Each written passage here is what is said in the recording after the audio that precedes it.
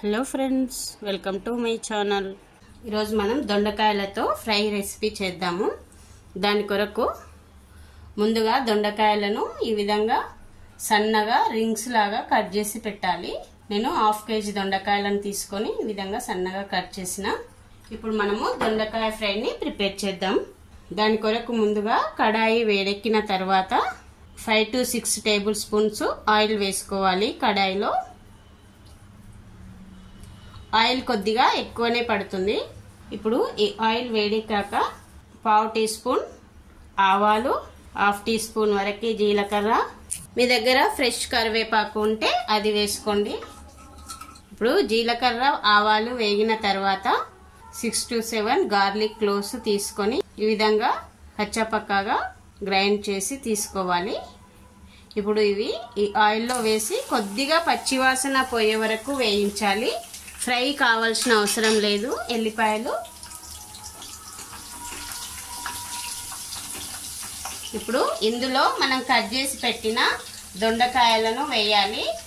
ఈ ఫ్రై కొరకు మనము ఆనియన్స్ వాడాల్సిన అవసరం లేదు.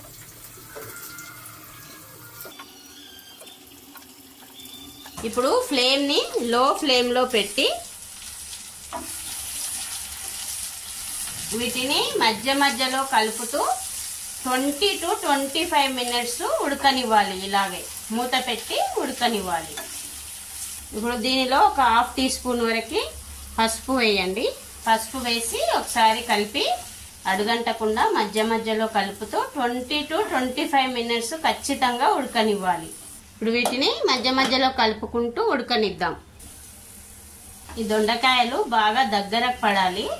అంటే కంప్లీట్గా ఉడికి దగ్గరకు పడతాయి. అప్పటి వరకు ఇలాగే ఉడికించాలి.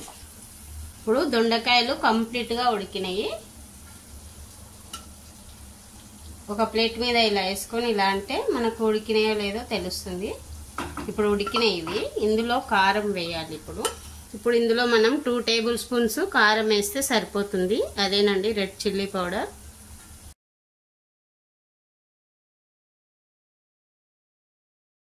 అలాగే 3/4 టీ స్పూన్ సాల్ట్.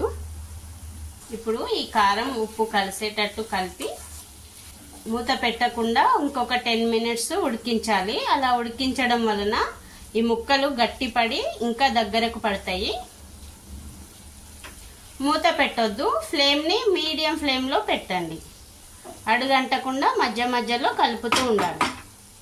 మీరు ఒకసారి ఇలా ట్రై చేసి చూడండి, చాలా టేస్టీగా ఉంటుంది. ఇప్పుడు దీనిని ఒక 10 మినిట్స్ ఉడికిద్దాం. ఇప్పుడు దొండకాయ కంప్లీట్గా ఫ్రై అయింది. ఈ విధంగా దగ్గరకు రాగానే 1 టీ స్పూన్ ధనియాల పొడి, 1/2 టీ స్పూన్ జీలకర్ర పొడి వేసి ఒకసారి కలపాలి. లాస్ట్లో కొద్దిగా ఫ్రెష్ కొత్తిమీర వేసి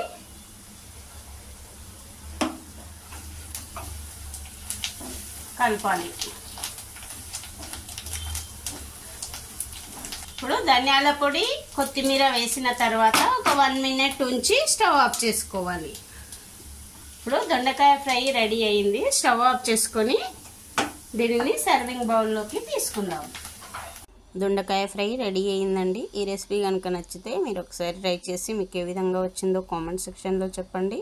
అదేవిధంగా నా వీడియో కనుక నచ్చితే ఒక లైక్ చేసి నా ఛానల్ని సబ్స్క్రైబ్ చేయడం మర్చిపోకండి. ఇంగ్రీడియంట్స్ డిస్క్రిప్షన్లో ఉంటాయండి. Thanks for watching.